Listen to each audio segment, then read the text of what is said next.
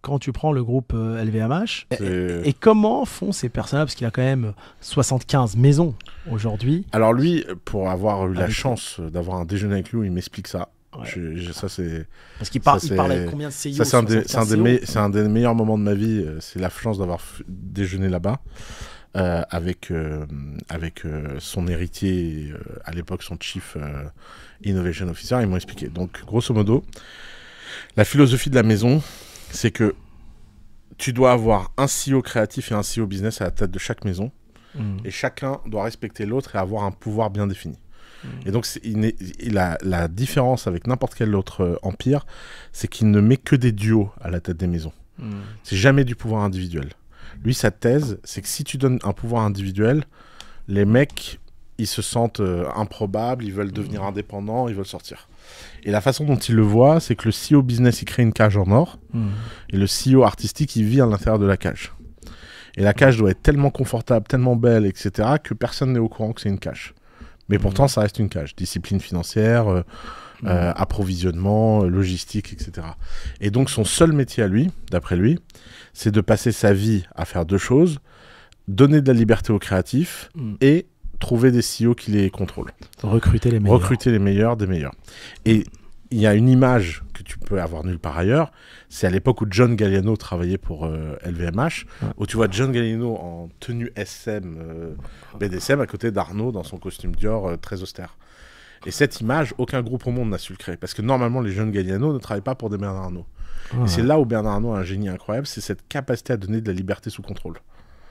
C'est Pas de la dingue, hein. liberté absolue, mais de la liberté sous contrôle. Et comment tu gères comme ça, tu as 75 entreprises pour gérer les CEO? C'est des codires mensuels? Alors lui, tu passes en rendez-vous individuel mensuellement.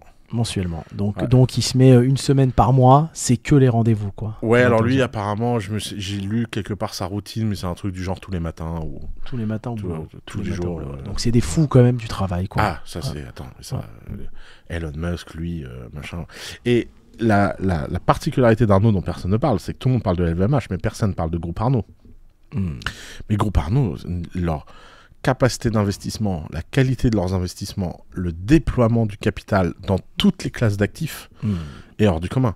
Immobilier, c'est un sans faute. Start-up, c'est un sans faute. C'est un des plus beaux portefeuilles start-up du monde. Industrie, private equity, c'est un sans faute. Enfin, c'est de la folie, quoi. C'est vraiment... Et toujours avec des équipes hyper fortes, à la tête des maisons. Les managers en investissement, ils sont super forts. Non. Et tout le monde est très, très, très bien payé. Une générosité à tous les étages. Regarde le nombre de millionnaires qu'il a produit. Hein. Ouais, exactement. Le moindre directeur d'une maison LVMH devient riche. Non, mais c'est Alors vrai. que, tu vois, enfin, je veux pas dire, mais par exemple, chez la famille Muliez, il t'explique qu'un patron ne devrait pas avoir plus de 10 fois le salaire d'un salarié. Ouais, et toi, t'es actionnaire et t'as tout, et le patron qui dirige ton magasin, il a rien. Voilà, merci. Non, ils ont une...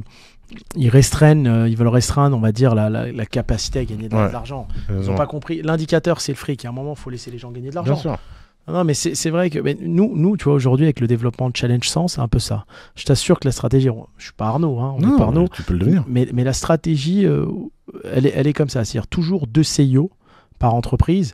Un qui est plus créatif, codeur, parce qu'on fait beaucoup de digital, énormément de SaaS, et un qui est plus discipline financière. Et je pense qu'il en faut c'est le toujours duo, c'est le duo parfait. Ça. C'est le duo parfait, mais et à un moment donné, quand tu es dans ce business-là, ton travail, ça devient la feuille de route et le recrutement. La feuille de route, tu l'as fait une fois et tu la peaufines, tu la développes. Parce qu'il y a des personnes qui disent « Attends, comment Hakim, il gère 100 boîtes ?» Mais c'est à peu près la même stratégie. Tu la développes et ensuite, c'est le meilleur recrutement en permanence et recruter en amont pour avoir des personnes qui remplacent. Voilà.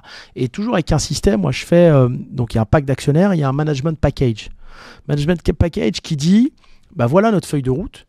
Tu deviens détenteur de tes participations une fois que tu as atteint un step. Si ton step, ton objectif, c'est avec cette boîte d'aller à un premier step de 10 millions de valo ou 10 millions de chiffre d'affaires ou autre, ben, tu n'intègres pas l'actionnariat, l'equity, tant que tu n'as pas fait ça. Parce que sinon, tu te retrouves avec des CEO qui sont pas bons, qui partent en cours de route et qui vont garder leurs 15-20% de l'entreprise, alors que tu peux pas intégrer un nouveau CEO au capital ensuite. Exactement. Tu vois ? Et c'est que sur ce modèle-là aujourd'hui qu'on est en train de dupliquer. Ouais. Non, c'est un très très bon modèle. Et puis, bon, ils ont...